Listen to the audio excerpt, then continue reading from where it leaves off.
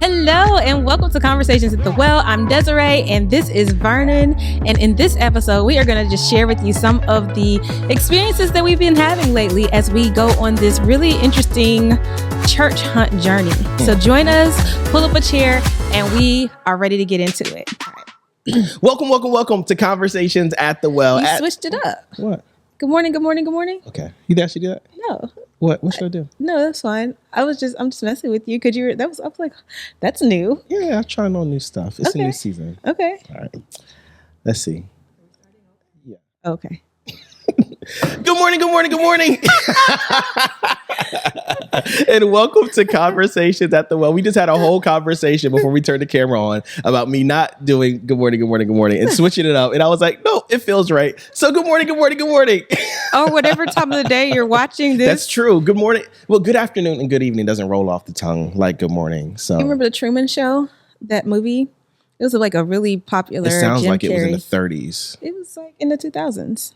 The Truman Show. Okay. Anyway, the Truman Show was a movie. Yeah, fact check it. But he would be like, "Good morning, good afternoon, and good evening, or good night, or something like that." Anyway, but you kind of just did a little Truman Show. 1998. It was not in the 2000s. Okay, it was close. Old.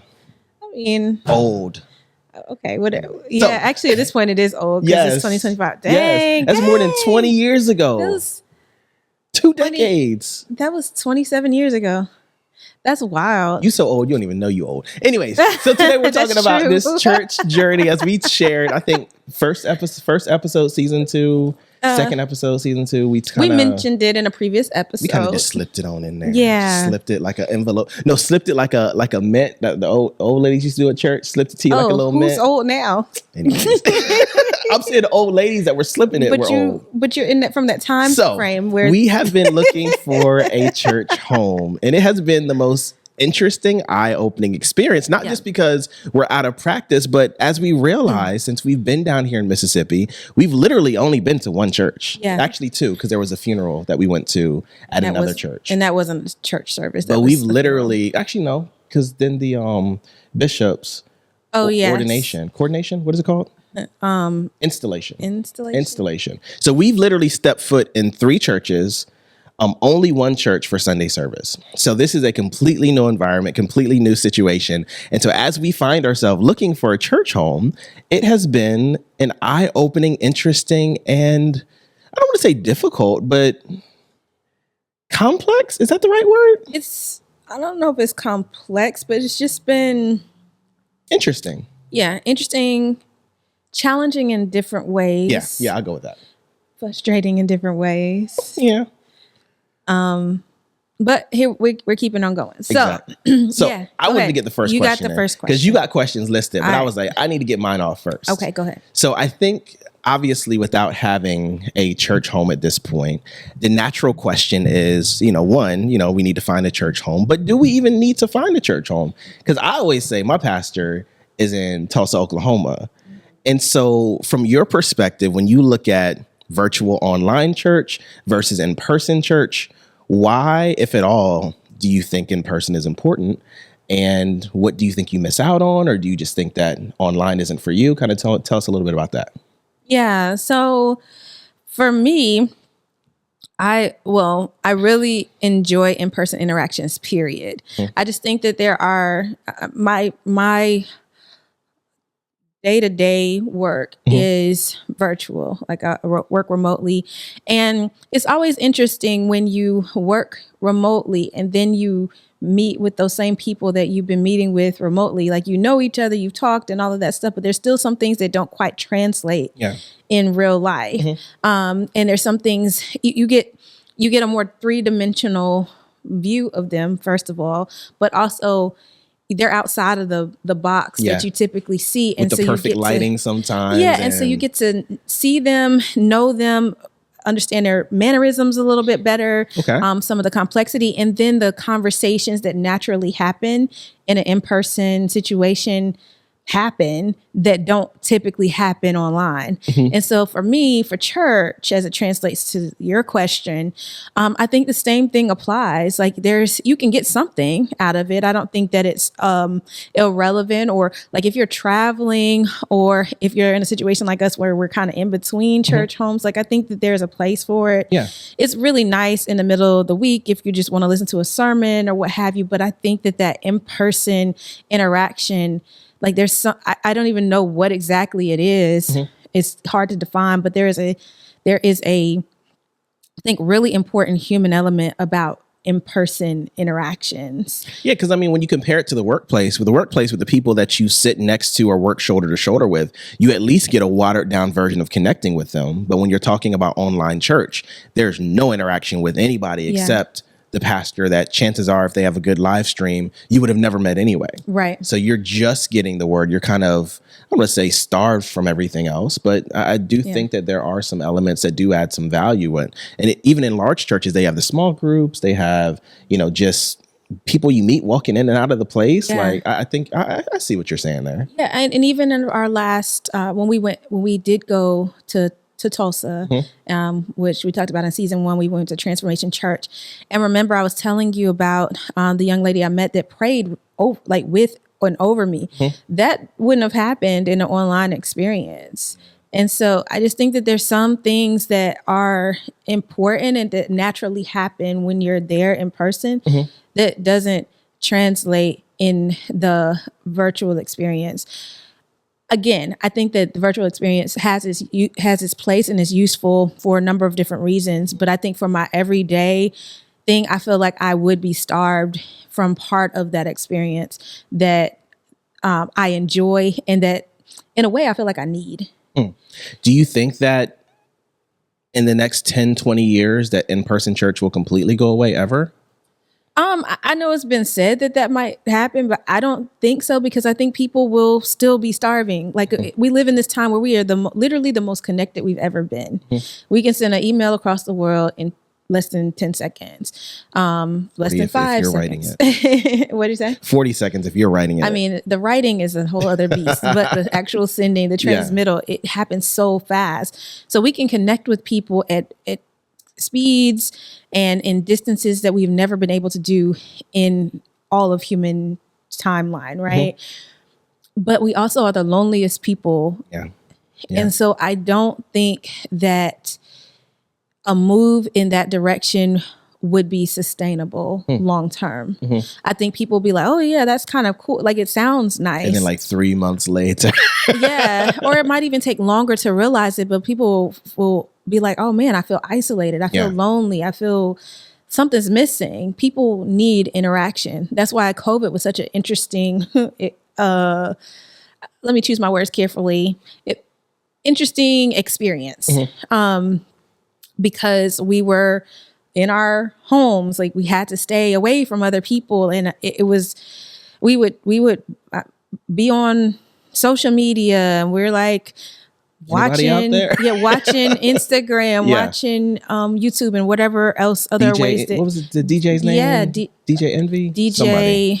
I know you're talking about. I can't even think of his name right now, but yeah. So we were watching him. We were watching Versus TV, and we were watching like all of these people, but yet we still were like, I miss people. Like, I want to go outside. Like, can I get outside? We outside. Remember, we outside. It was like the whole thing.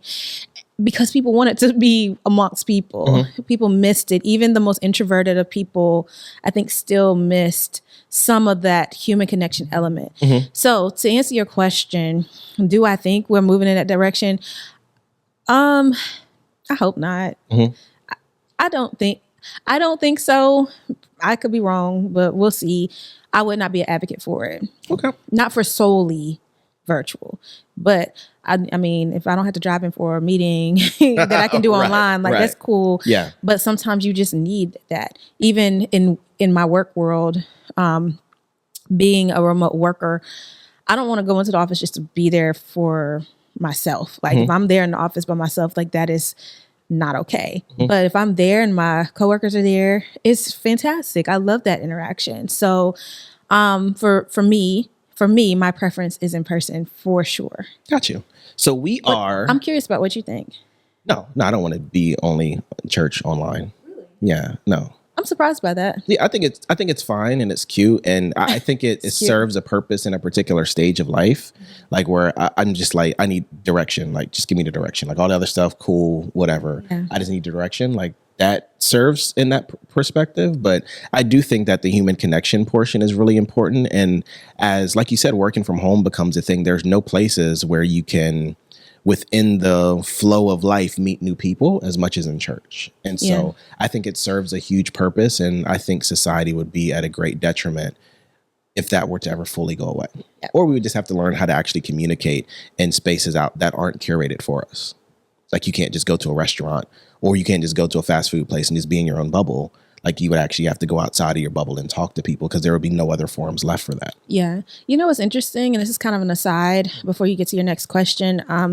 I think that has been part of what has made the Well successful. It's a place of community and connection. Yeah. And I know that was intentional. We wanted that, but it would be really.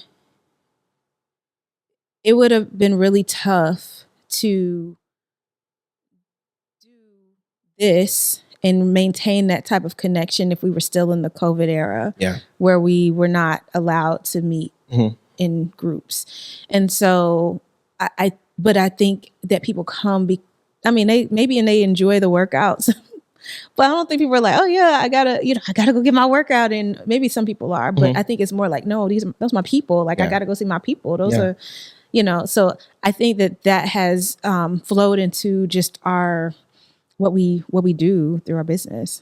Yeah, I would agree. So we are 4 weeks or 5 weeks into the new year? How many weeks are we into the new year? Let me bring up my calendar. We are in the 6th. Are we in the 5th week? 1, 2, 3, 4, 5. We are 5 Sundays in to the new year, and we have visited 4 churches, because one week you were playing hooky. Yeah, one week we didn't go because we weren't sure where to go, and we had friends in town, and we were just Okay, we don't want to. Yeah, we were like, we just don't want to take blame it on the Maliks. We didn't want to take them to just like a place we hadn't gone before. So we've done 4 churches at this point, and so we've been new visitors. Yeah. So what is that? So we've been to big churches, small churches. Yeah. Y'all know it's unfortunately a very segregated kind of situation. We know that the church is probably like the most segregated place. Yeah. On like any day of the week. Mm-hmm. So we've been to predominantly white churches, predominantly black churches. Yeah. We tried, not a lot. We tried 4. We Yeah. tried 4. And, we're trying to find our fit. Mm-hmm. There were some really good things about most of them. Mm-hmm. So what's important to you about a church? If anything. Yeah. Okay. So what I'm learning is it's very important to me to have some type of new member process. Okay. Like not new member, new visitor process. Like there needs to be somebody to help me know where I'm supposed to park. Oh, that's true. There needs to be somebody to tells me like what door to enter. So we went to these big churches, y'all, and I'm like, I don't know where the front door is, because this is like, it looks like a mall. So we just walking in random doors, ended up being a janitor's club. I'm kidding. Oh, stop. But even the smaller church, we were like, what are we supposed to go in here or what? But it was, it's been interesting. And then somebody to greet you, direct you, like acknowledge that, I haven't met you before. Are you new here? Just to help you wayfind, because signage has been an issue. I mean, especially that big church. The big church, I liked the big church, but it was like, where did we go? Yeah. It was a little overwhelming. They had like a whole information desk. Yeah. I feel like, because it's so difficult to navigate. And even that, it didn't say information desk. It just looked like one. Yeah. And so we were like, well, maybe we go there. Yeah. Maybe we go there and figure this out. But I'm learning that I like when I feel welcomed. Okay. I like when there is some type of process in place to help me to figure out where to go. Okay. I'm also learning, definitely teaching is a big thing for me. Like I want to be under good teaching. Okay. sound, teaching biblically based, Holy Spirit led, like Weird question, but very pertinent. Is I'm going to say it, it's going to sound crazy, and I'm going to explain it. Is like the Bible important to you? Meaning that like there's a thing or a practice or a style where you read a scripture and then you never talk about the scripture again. It's just kind of there as like your little verse of the day. Are you okay with that as long as the teaching that comes behind it is sound, or do you want the teaching to align with the scripture or to point back or reference the scripture? Definitely my preference is for it to, what did you say? There was a word. Reference or reference. Yeah, thank you. Reference or align with the scriptures. Okay. Because otherwise it's just a story. Otherwise it's just, there's something weird just happening here. Yeah.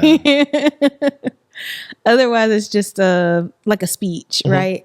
I'm not there to hear a speech. Like I want to know the word of God. And I want to know how I'm supposed to apply this to my life. So that is, that's important to me. Okay. And then what else is important to me? Choir, singing, worship. I love a good choir. I actually prefer a choir over a praise team. Really? Yeah. It's kind of old school, but I really like a good... Robes and no robes? No, they don't have to have the robes, but I just love the sound of like many voices in praise. It's just so good. It makes me, I have chills thinking about it. But I love that. I don't have to have that though. And I prefer a gospel style of music, but a good Christian contemporary I'm down with that too. I just want it to be feel spirit led, because it's one thing to be singing and it's another thing to be singing as if unto the Lord. Yeah. That's a whole different experience, and you can pick up on it. The congregation audience, they pick up on it, and so I think that that's most important as far as like how it's presented. Welcome teaching. It's a lot, right? Possibly music, but not really. Yeah. Like I would want it, but if I got to give up one of them, I would give up the music. Yeah, sadly. You're asking for a lot. I am. Okay. But that's okay. Standards are good. So I like connection. So there was one church we went to that was, I think, really good at that. And that was like through those life groups. Oh, yeah. Oh, okay. That kind of connection. Okay, cool. Yeah. Like some way where you can be with people, meet people, talk to them, maybe reflect on what you heard in the sermon. Perhaps maybe it's a Bible study or Sunday school lesson that you all are meeting over, but just some additional way to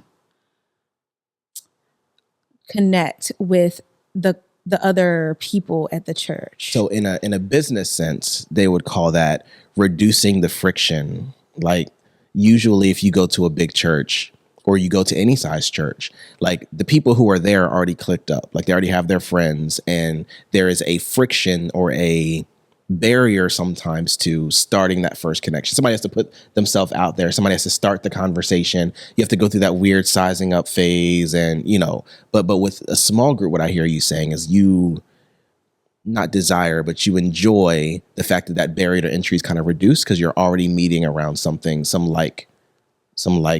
topic or some like interest. Yeah. And I mean, I think you'll still have some of the like sizing people up and all that. It's just, when you're meeting new people, you kind of are trying to figure out the dynamics and kind of how you fit and where you fit or if you fit.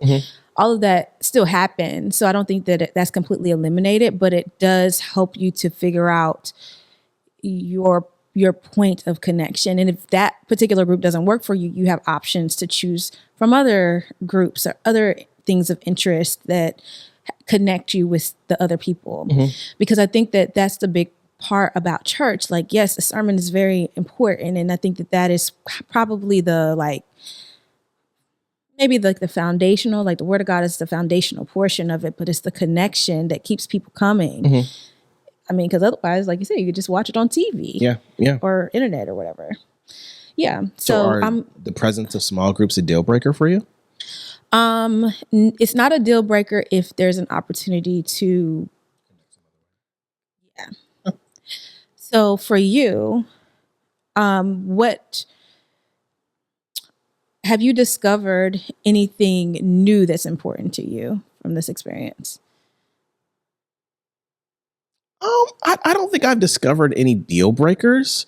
I think one thing I desire is I would like to be led by a pastor I admire in some way. Like I don't have to admire your teaching style. I don't have to admire like everything that you would assume, but there has to be something that I admire about you. Because I think through that lens, I look at you in a different light as, you have something that I desire and I want to learn about how to get that. And I think that's normal for any type of mentorship relationship where you would want to be led by someone. You want there to be something that you admire about them. So I think that's something that I've been able to better understand and put words around. Do you think that that's because of your calling in the ministry? I don't. I think regardless, like there should be something. Like if you leading me as just a dude, like there should be something that you do that I think you do very well, and I would want to gain or glean from you, even if it's just your understanding of the word. But I think if you're ever critical about your thought and your relationship with God and the teaching that you sit under, sometimes you may find that it's even a particular leader's understanding or study of the word may not be something that you admire. If you look at it more critically, like, because sometimes, let's be honest, we look at the position, and because of the position, we just believe that whatever you say is right. But there's been times where you've heard something and you've opened up the word and you've been like, not even that ain't right. That ain't in there. That ain't even in there. Yeah. It ain't in there. Or that verse you quoted that we like love to hear, and you could just quote off the top of your they'll never give you more than you can bear. Like, it's like it ain't in there. It's like even when you say that's not the verse that you just said. Like, and so a lot of the things that we just take for granted, and we just assume that means that you are holy or spiritual or understand the word, sometimes aren't even the case. But I think sometimes we so respect the position that's been bestowed upon someone that we don't even think about or consider or reason through who they are. That's interesting. I have a controversial question for you. Does it have to be a guy? No, because they're ladies talking about oily fish. I can't remember what her church's name, but she went viral. It was the bacon. No, but it was fish in there. She was talking about you got to cook fish in oil. Yeah. You got to cook something else in oil, chicken in oil. Yes, I don't really care. Like, to me, I know there are some beliefs about what a woman can and can't do. About this word, though, like, I don't care whose mouth it comes from. Like, about this word, like, you and whatever you believe and whatever God thinks, like, that's y'all problem. My problem is me trying to get to where I need to go. Yeah. So I could really care less who it comes through the lens of. Now, I do think in 2025, there are more controversial topics and more controversial leadership styles and those who are leaders, in which I may have a little bit more of an issue with, just because I'm not to that place in that area. But as it pertains to just women in leadership, could care less. If you could preach, you can give me the word. Yes, please. In abundance. Right. Like, okay. I got my rotation. I got Mike Todd. I got Sarah Jakes. And it used to be Furtick, but there's another one. Priscilla, yes. But she don't be in the pulpit that often. No. At least I haven't listened to her recently. Yeah. And then what's the radical guy? I don't even think I shared him with you. The 2819 guy. No. Yeah, he's like Jackie too. Oh yeah, well yeah, I've gotten off. You got a lot of the 2819. I gotta let you listen to some of his stuff. He's real radical, so you might be like, whoa, but yeah, I get down with him. Okay, so it's a lot of it's interesting. Like in that lineup, there's like 2 male preachers. Mm-hmm. Actually, a couple more female teachers that you. Unpopular opinion. Yeah. I believe, and this comes more so from the workforce than just specifically pastors, but I believe because of the what's the word, where I believe something before I met you. biases or stigmas, or there's a specific word I'm looking for. I can't think of it. But because of those things that exist, especially in the workplace as it relates to women, I believe that women have had to work harder to get to where they are, to prove themselves. And so in a lot of cases, they're more studied, they're more prepared, they're more learned in a lot of things, because they have to be able to work, 3 times as hard to get to the same place. And I don't think that's any different in faith and belief. And I think your studying, especially as it pertains to the word through the power of the Holy Spirit, goes a whole lot farther in teaching and preaching. And so, you could say I lean more. There are more women that I appreciate the teaching of than men who I believe sometimes can get a little more comfortable in their place because they may not have had to work so hard, or they may not have that voice in the side of their head that always says you're not good enough. Unpopular opinion, but that's how I think. It's an interesting perspective. So are there other things that you talked about admiration as a key factor? What are some of the other key factors that you found are important to you in this church search? So my big thing is, I think that churches don't need to be huge, but I do believe that they need to work as unto the Lord.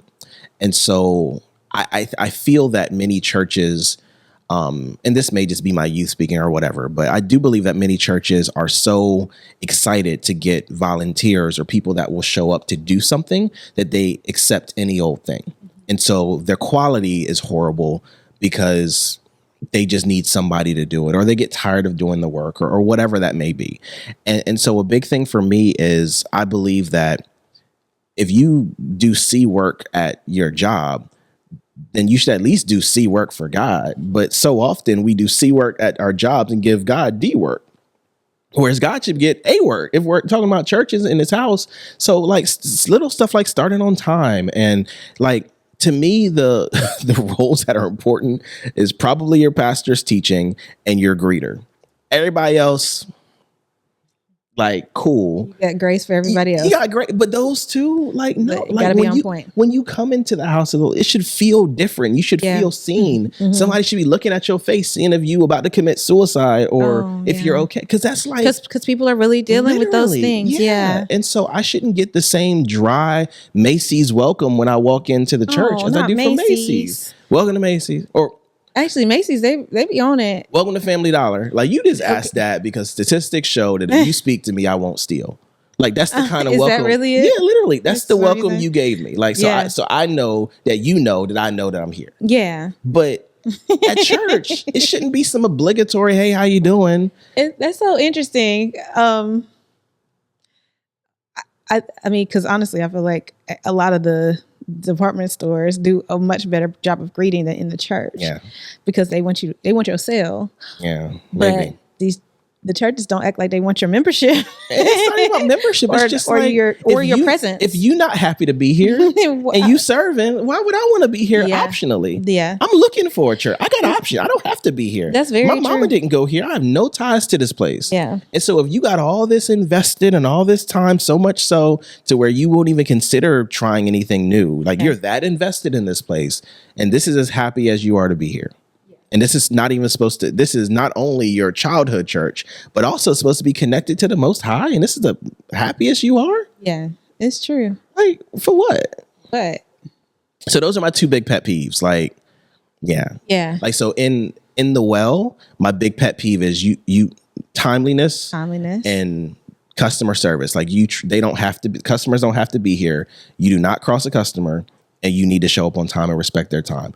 Those will get you dismissed real quick. That gets under my skin. And I think for the church, it's definitely just warmth and being greeted. If you're going to be in the position to, in my opinion, be the welcoming face of God to his house, you should be able to pull yourself together for the 10 to 15 seconds it takes for them to get an eye shot of you and through that door. Yeah. You could be whoever you want to be in between visitors, but for those moments, you are the face, in my opinion, the welcoming face of God's house. Yeah.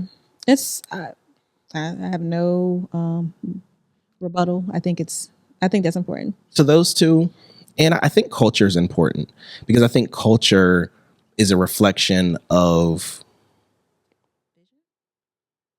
yes, vision, but more pointedly, culture is a reflection of what's important to the visionary.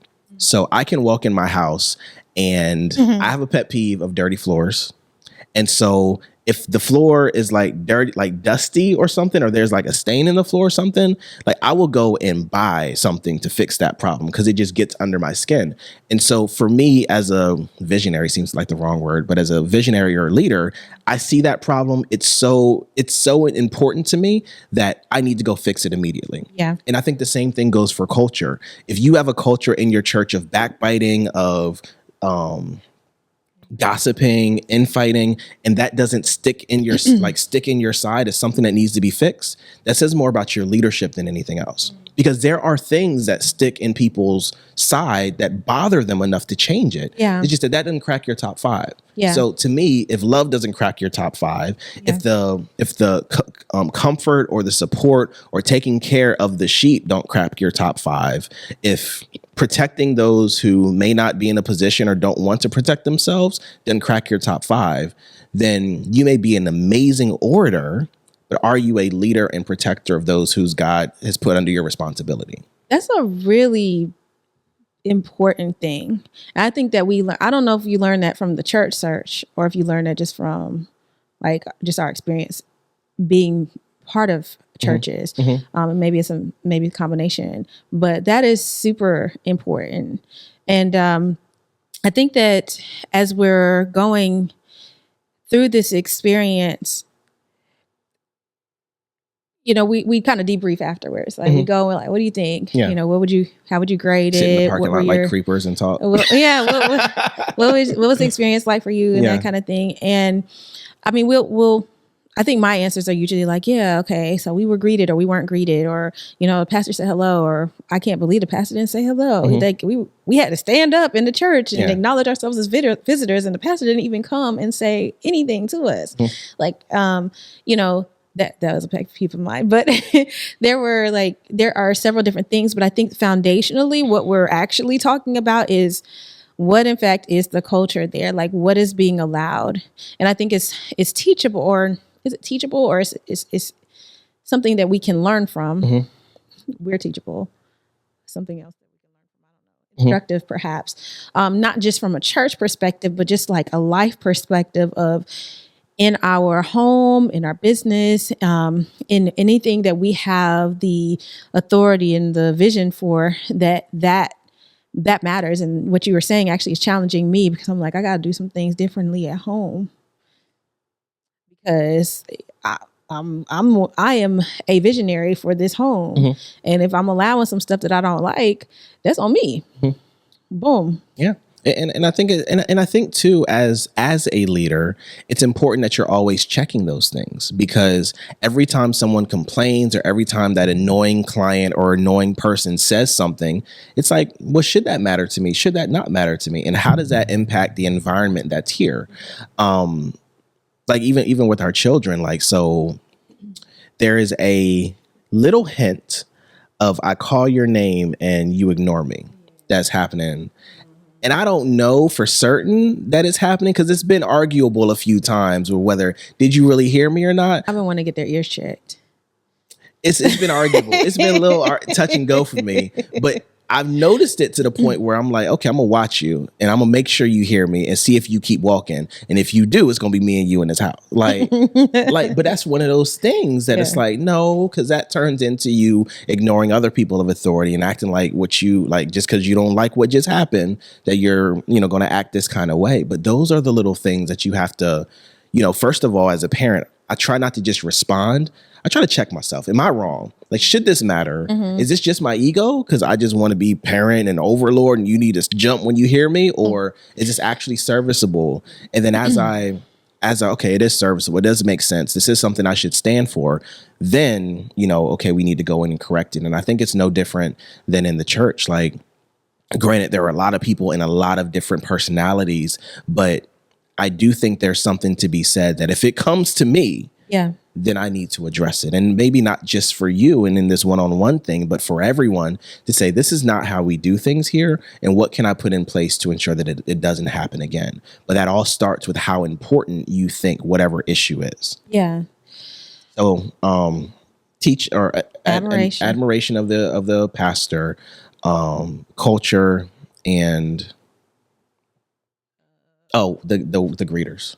Greeters. Yeah. Okay. So I have another question. Oh Lord. And my question was, okay, so we know all of this is great. So we know what we want in a church. But there's a factor that we cannot ignore. Yeah. And there's a really big factor. Yeah. And this is the God factor. Yeah. Because part of the thing is, I don't know if we explained it here on the podcast, but we didn't leave just because we wanted to leave our last church. We were directed to go there. We were also directed to leave there. Like that was very much a God thing. And very clearly stating, this is where I want you to go. This is where I want. Now it's time for you to leave, and I'll show you the next place.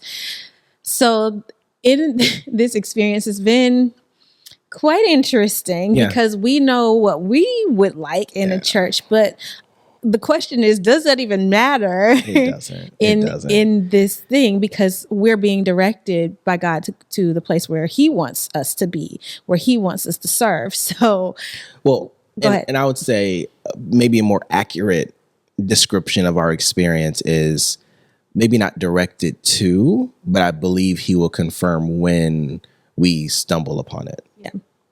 Okay. Because I wish it was like, hey, this is the ones I ain't got to visit and waste my Sundays. Like, yeah. But yeah, I mean, so there are lists and things that I desire, but I also recognize that I could walk into a train wreck of a church and God be like, oh, this is it for you. And it's like, God, why is it always a train wreck?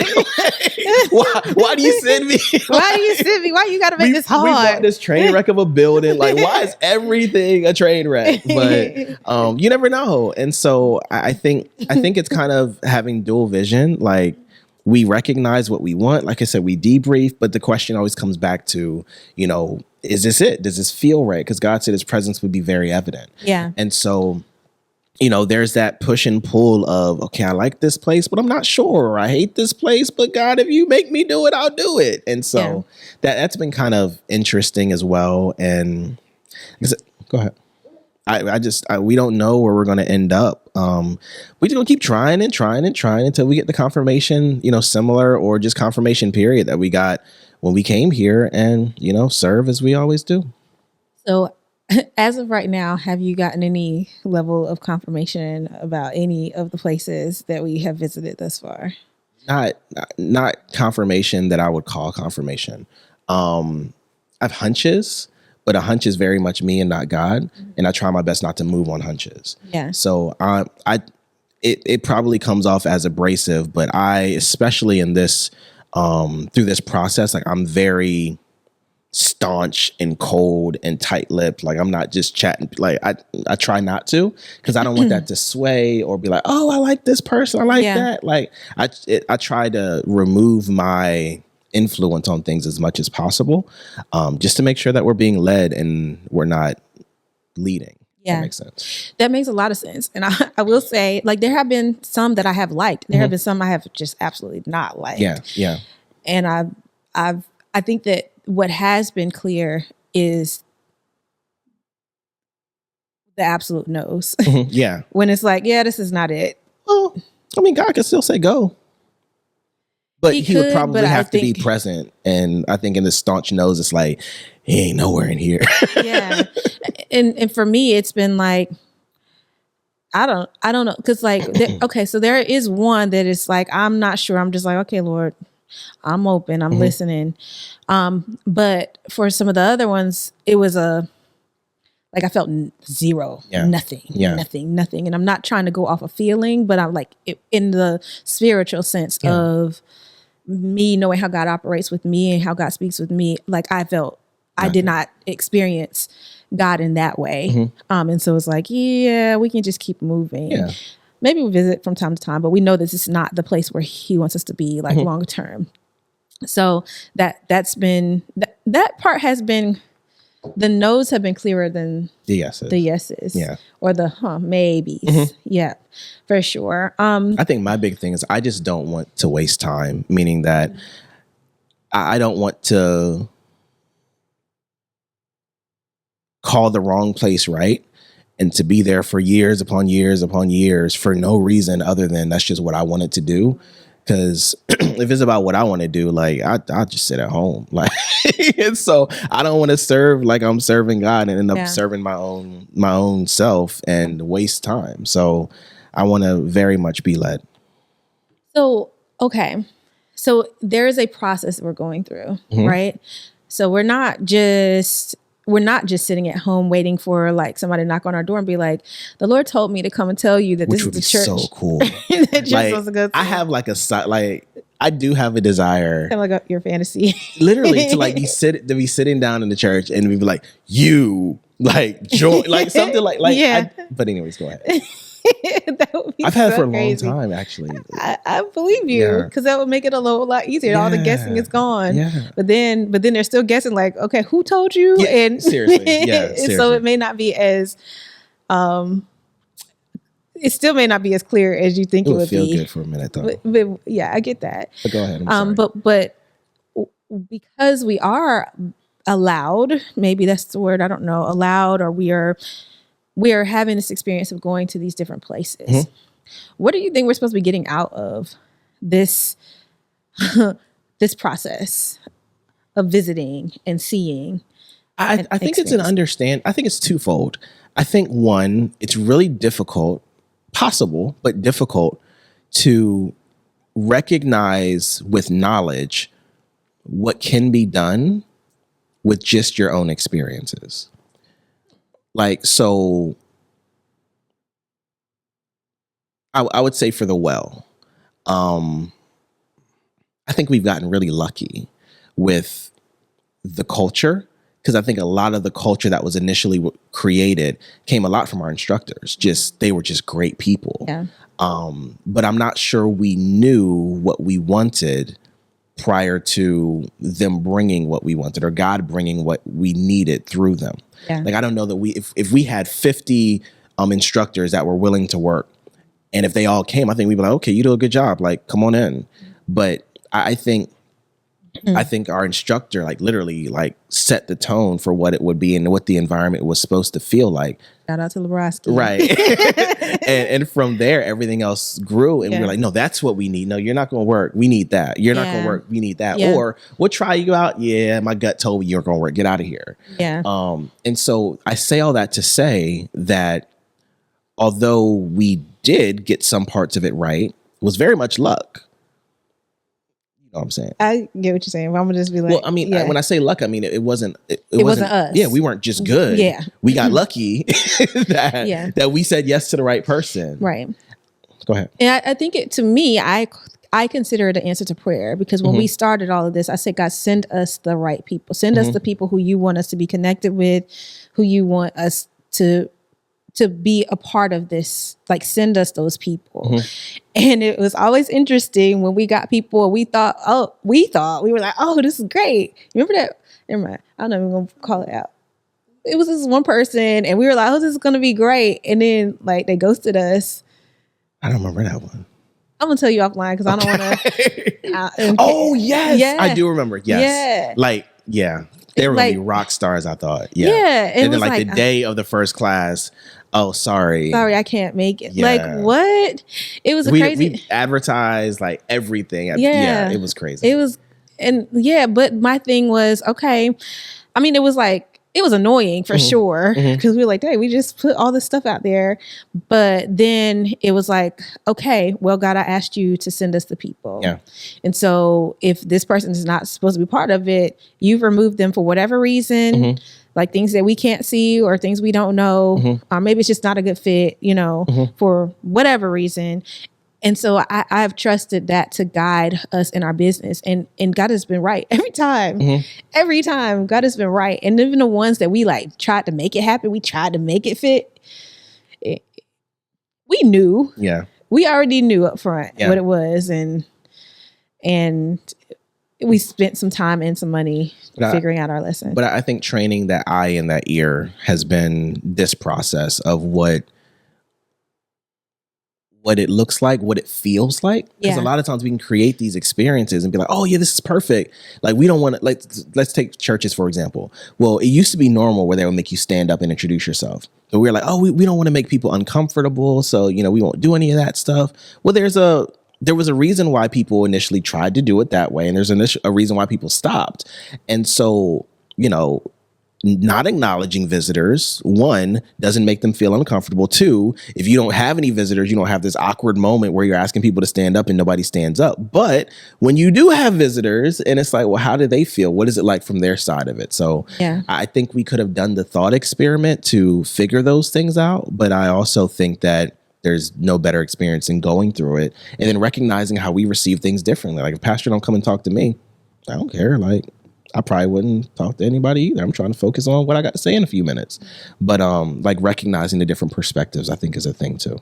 Yeah. Yeah. For me, I think it's giving us observation into the styles of the different places. Like there's some things that we're going to really like, and there's some things that we're not going to like.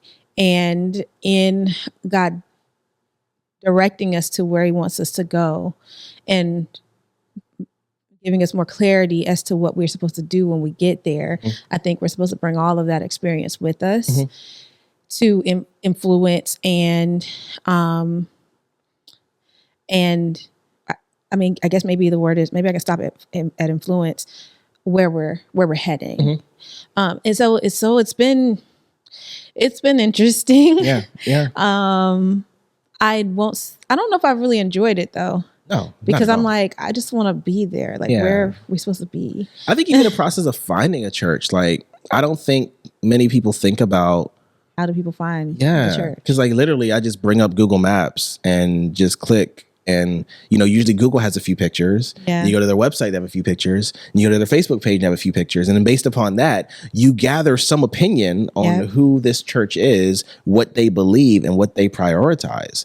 And, that one picture from 1927 may not be what you need out there, what you want out there. Or, if you haven't spent the time to attach your website to your Google page, like, do I care enough when I'm not invested in you to go hunt you down? No, I just clicked the next one. Yeah. I mean, that's been interesting for sure.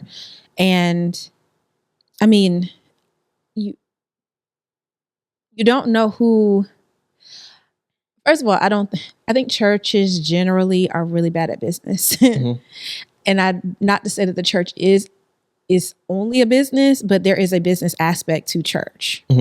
Because things have to run, these things have to operate. If you're wanting to, like, one of my pastor friends said, and I love it, but although I did tell him to change a little bit, he said, church should be the best run business in the world. I told him to change it to best run organization because some people are triggered by the word business.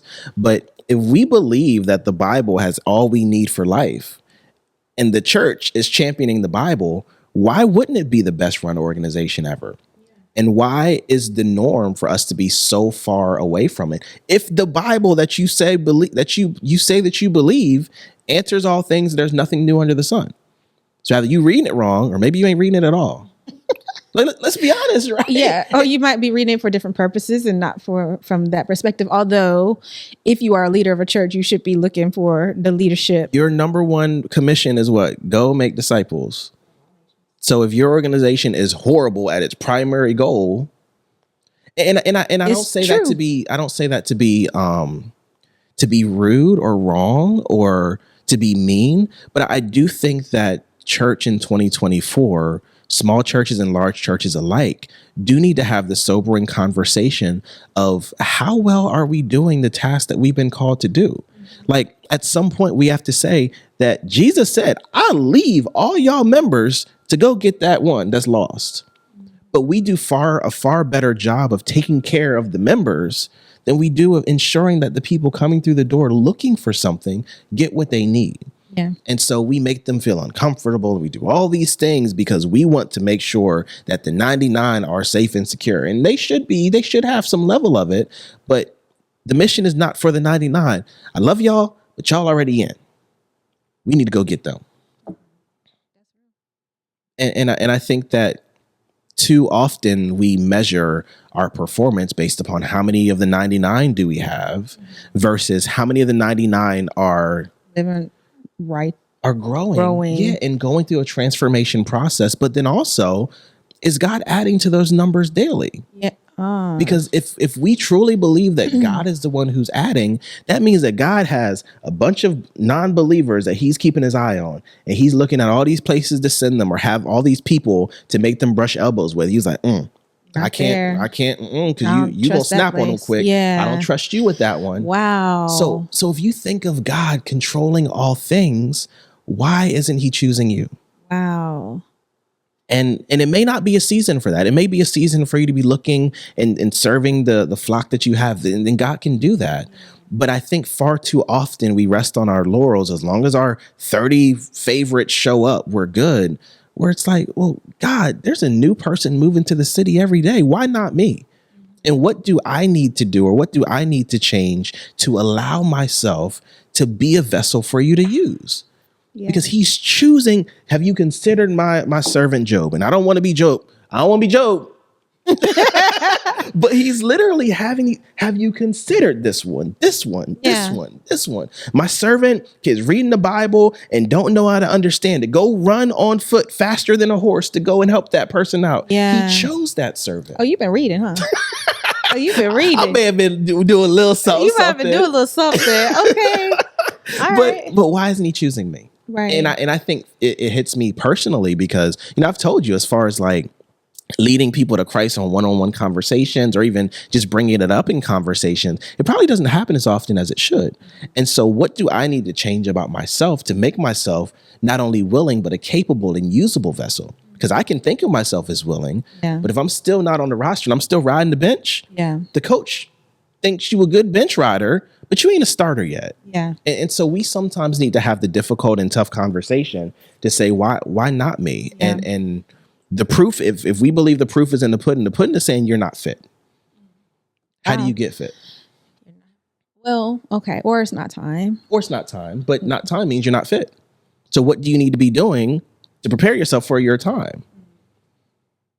Okay. I think I can get with that. I don't know. I'm still wrestling with the wording, but yeah, I understand what you're saying. And this is probably why I'm not fit, because it may be a little harsher, a little bit more black and white. Yeah. And like I said, I try to leave room for it. May be your time to focus on the people you have. Maybe. Yeah.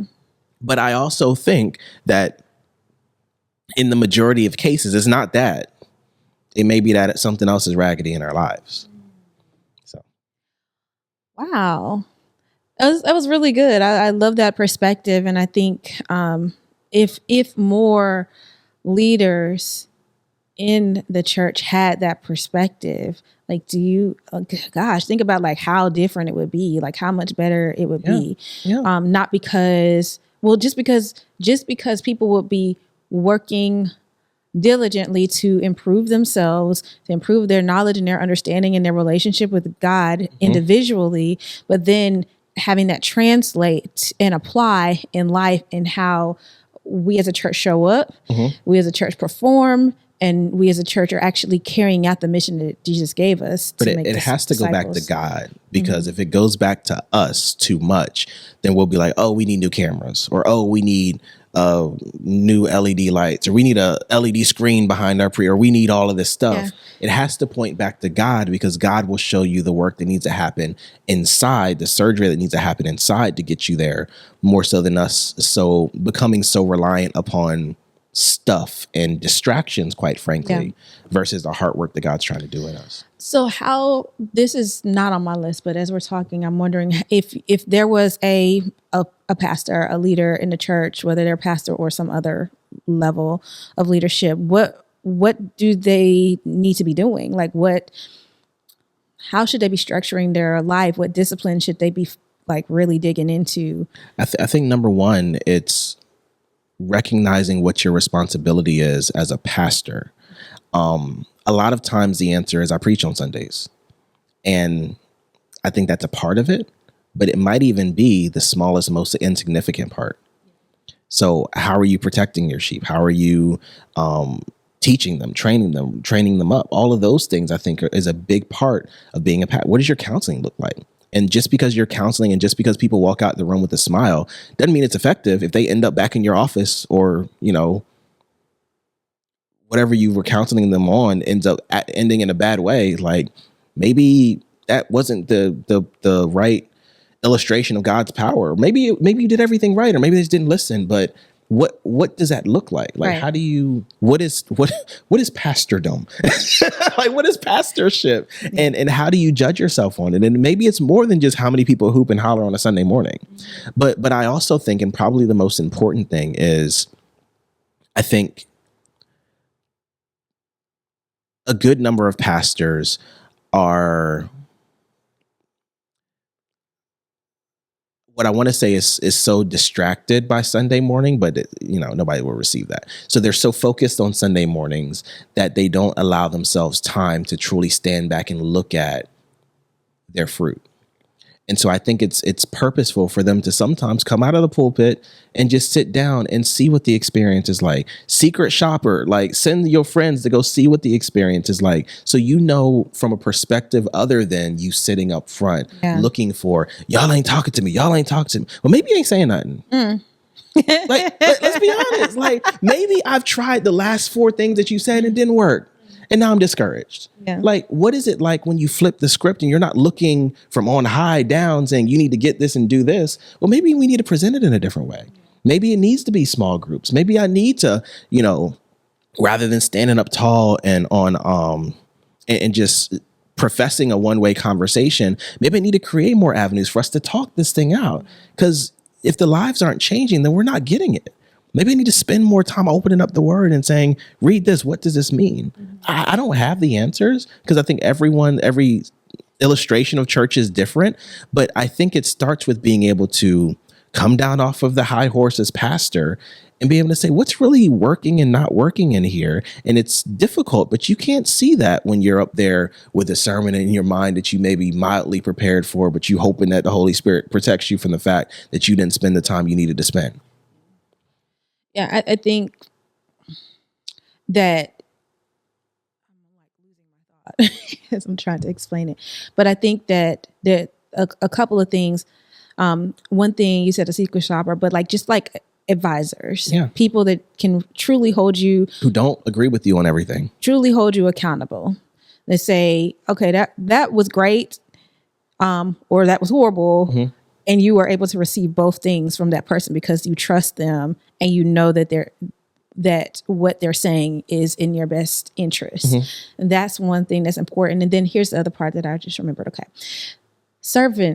To be a servant, to be a pastor, to be a leader in a church is not to be worshipped. Correct. Praised. Correct. Because that role then is only reserved for God. Should be anyway. Yeah. But yet, it has become the norm. He still sent his son. It has become the norm, right? Humbled himself to put on, human form. And that is why Jesus is worthy to be praised. Not because, of course he's God.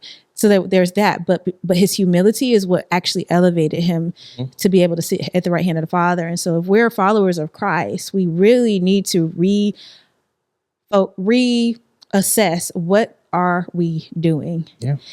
Are we trying to elevate ourselves? Are we trying to have the accolades and the praise and the exaltation of ourselves?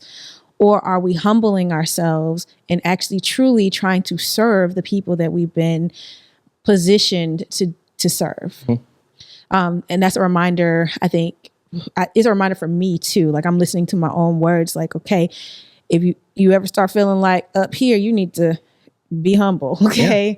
Yeah. Tim Scott said, not Tim Scott, what's the name? Tim Ross said, get down here. Yeah. And I think it's recognizing too that most people don't start intoxicated with power or whatever. Right. And so I think that most people are like, well, that's not who I am, so I don't have to protect against that. No. The entire structure of church, I don't want to say as a setup, but the entire structure of church can create an appetite for you to be so praised. Like you think about the priests in the temple wearing all of these priestly garments and, having the ephod and everything hanging around their neck and going in the holies of holies and all of these things. Like reading. A little bit, but it can make you feel bigger than you are until you get into that most holies of holies and get struck down. Correct. Because you didn't come right. Right. But I think so. It's about much of your preparation and much of the people you put around yourself as a pastor may not be for today, but are for what will happen tomorrow.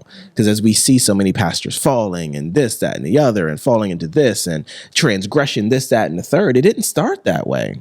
But it's because over time, you fell in love with the claps, or you fell in love with all of these things that you allow yourself to fall to that. Yeah.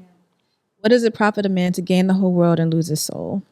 Yep. And I think that we use that mostly in a sense of money. We think of like that as a person who has gained a lot of wealth or a lot of fame, but it doesn't always have to be that. It could be just simply in a church setting where the applause comes, or when the praise comes. And it's not to say that the person in leadership, the pastor, shouldn't be honored like that. I think there's a place where I think the congregation should honor the person in the position to lead and guide that flock. I think there's a place for that, but it shouldn't be expected. It shouldn't be required from that individual, and it shouldn't be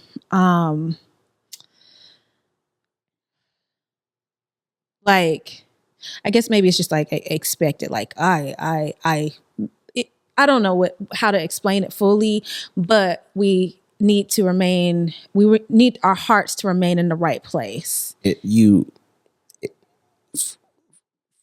From my perspective, it's a fight to keep the main thing the main thing. Yes. And when you stop fighting to keep the main thing, it may not result in a fall, but it certainly allows you to be vulnerable to a fall. Yeah. And so, I do think there are some pastors that are like over the top, like, no, I don't want face on the way. I don't want this. I don't want that. Yeah. And it seems over the top, but maybe they know something about them that you don't know. Yeah.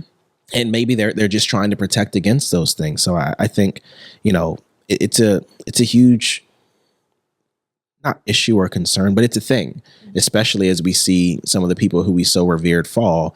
And I think it's instructive for those who are following their footsteps to say, what can I do different to ensure I'm not next, or I'm not the next one in 30 years? Because no one starts out hoping to fail. Right. Well, that changed. That was not exactly the conversation that I thought we were going to have today. I thought we were going to get through all this in one episode, but it looks like because you like to talk so much. No, I think we talked about everything that I wanted to talk about and more in this. Like I wasn't expecting us to talk about leaders and pastors, and I didn't expect that part. But I think we have certainly shared our church visiting experience and what that's like, and we're just trusting God to show us, as He promised He would. He said He would show us where He wants us to go. And so we're trusting God to do just that. To be very clear, we've been praying, God, please be clear. Like, don't let us guess. I'll miss it. Please don't let us guess. Don't let us put our own selves in there. Like, just you be clear. And so we're trusting that. And I know for sure God will do what He said He'd do. It's just a matter of how long it's going to take. Down that part. I heard what I heard. Yeah, I love that part. So anyway, I think this has been great. Thank you so much for sharing. And I want to know from you all about your church experiences, whether you've kind of been at your church for a long time, or if you've been through the church hunting process recently, or maybe not recently, but like, what was your experience like? What were your things that you were like, okay, I love this about this place, or that really got on my nerves about this place? We want to know, just because we want to be informed as we're going on this journey about what people are looking for. What do we need to add to our list? Maybe we're forgetting about something. It's like, it'll slap us in the back of the neck later. What are some of those things? Please don't let us get slapped, okay? Save us. Save us from ourselves. No, but seriously, like, we really appreciate you all for listening in. Continue to like, subscribe, comment, and really we want you to comment, because we've been saying we want this to be a two-way thing, and right now it feels really one way. So please comment, And let us know your thoughts and any insight that you can give us through this journey. Absolutely. All right. Well, we'll see you next time at Conversations at the Well. Thanks for joining. See you then.